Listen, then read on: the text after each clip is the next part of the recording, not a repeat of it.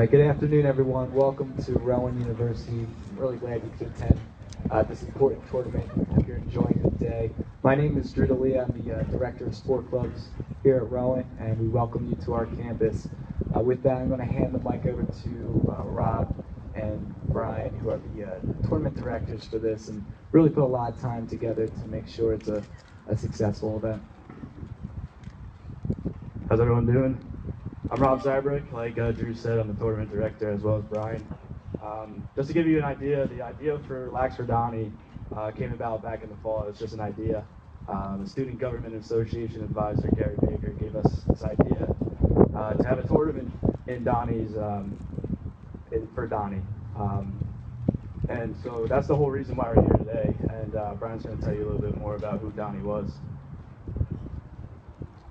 When people think of homecoming week, they usually think of two things: school pride and parties. Homecoming is the tradition of welcoming back alumni of a school and celebrating present and future success. It is a tradition in many universities, colleges, and high schools in the United States. It usually includes activities for students and alumni, such as sporting events, competitions, football games. It is meant to be a fun-filled week to instill school pride. At around 9 p.m. on Saturday, October 27, 2007, during Rowan University's homecoming week, Donald Farrell III and a group of friends were walking toward Triad, an on-campus student apartment complex. They were stopped by a group of 4 or 5 young men who asked them for directions.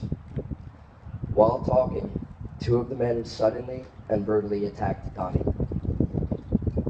By the time police arrived, the assailants had fled with Donnie's phone and wallet. Donnie was transported to Cooper Hospital in Camden. The next morning, Donnie had passed away due to blunt force trauma to the right side of his neck. Who were the men that killed Donnie? No one knows. They haven't been found, and after 7 years and a $100,000 reward, they still haven't been found. But more importantly, who was Donnie Farrell? Donnie was a 19-year-old Rowan University sophomore. He grew up and lived in Boonton, New Jersey, and played for the Mountain Lakes Lakers. He was a straight-A student as well as a founding member of this team, the Rowan University Men's Lacrosse Club.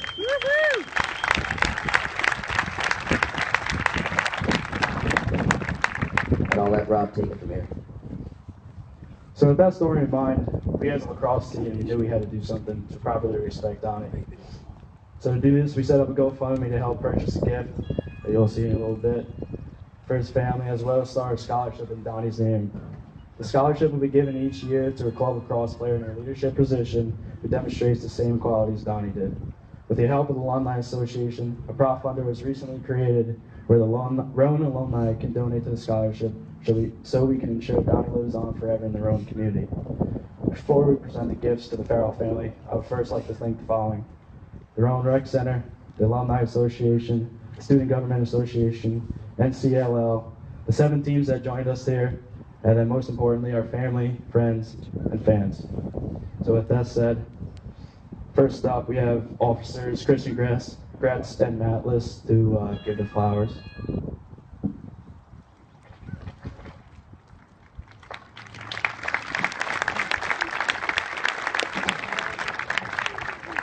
Next up, we have Alex Mahan, John Corbone, and Ryan Miller to present both his old jersey that we're actually given from Mrs. Farrell and the shooting shirt we're all wearing today.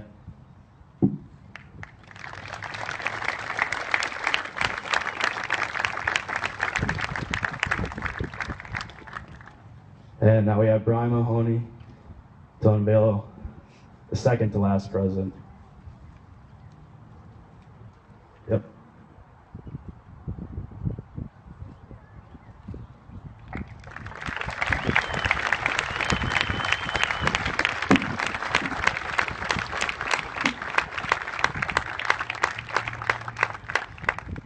And last, I'll be given the scholarship official award, I guess you could say. And it says the scholarship purpose. Well, first and foremost, it's called the Donnie Farrell Memorial Scholarship. Scholarship purpose. The purpose of this scholarship is to honor Donnie Farrell, a 19-year-old Rowan sophomore and co-founder of the men's lacrosse team, who passed away in 2007 while a student at the university. Donnie was passionate about Rowan University and was a leader on campus and an active member in the Rowan community, specifically in club sports.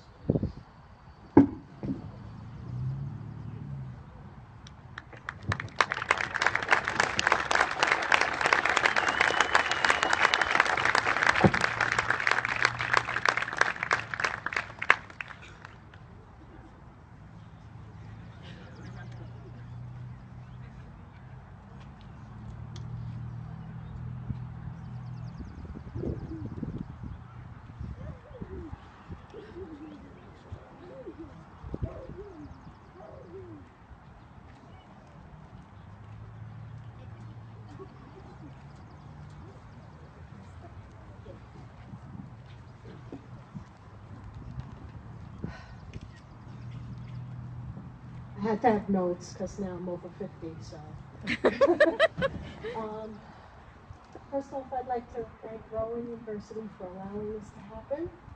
I'd like to thank Rob Zybrick and Brian Honey, who without them, this idea and all that work that they put in would not have come forward. I'd like to thank Joseph Chen and all the members of the Student Government Association, all the members of Rowan Rec Center, all the members of Rowan Alumni, and also the NCLL. A lot of the things that Rob had said and Brian had said, I really don't have to go over, but I will say, a psychic medium told me a couple of years ago, after Donnie had died, that one day I would be standing in front of a large group of people. And I think that Donnie knew that this day was going to happen.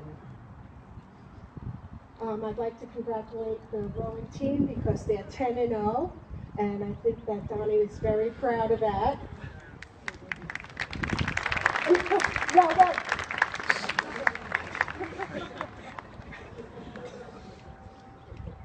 For those that didn't know Donnie was an amazing human being. He had a magnetic personality. He was friends to those who had no friends, and he also fit in with the most popular kids. He would do anything for anybody. His baseball coach, when he was 5 years old, took his autograph. He said that Donnie would be something someday. And unfortunately, he only made it to 19. But I think that in those, he squeezed a lot into those 19 years to make his mark. Donnie loved Rowan. He loved it so much.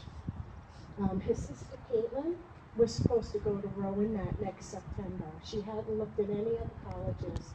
She was going to follow her big brother. When Donnie was murdered, my daughter Amy, who was 24 at the time, had to step in and become the parents because the parents were not viable at the time. My son Luke was 15 at the time. Donnie was his big brother and his protector. So we've come this far. In the April of 2007, before Donnie was attacked in October, he was assaulted at an off-party campus by some football players. He broke his jaw in 2 places and lost some of his molars. We moved him out of Rowan at that time, at the end of April, and I drove him back daily for his finals, which he took on Percocet and still make the dean's list. We didn't want Donnie to go back to Rowan, but he loved it here. He put so much work into the team, and he made so many friends that he came back. Donnie also left his mark by being an organ donor. I can remember when he was 17 and when he got his license, and he jumped up on the kitchen counter and with a big smile told me, "I'm an organ donor." And I, at the time, hadn't even thought of that. Donnie's organ saved 3 people's lives, and he also helped others with his tissues. That's Donnie. That's all, it's an amazing.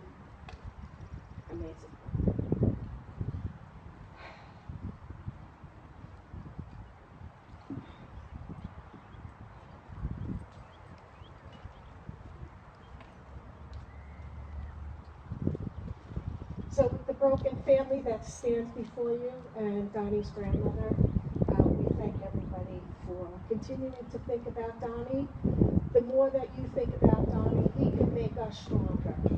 And that's why we're here today. So keep thinking of him. Thank you so much.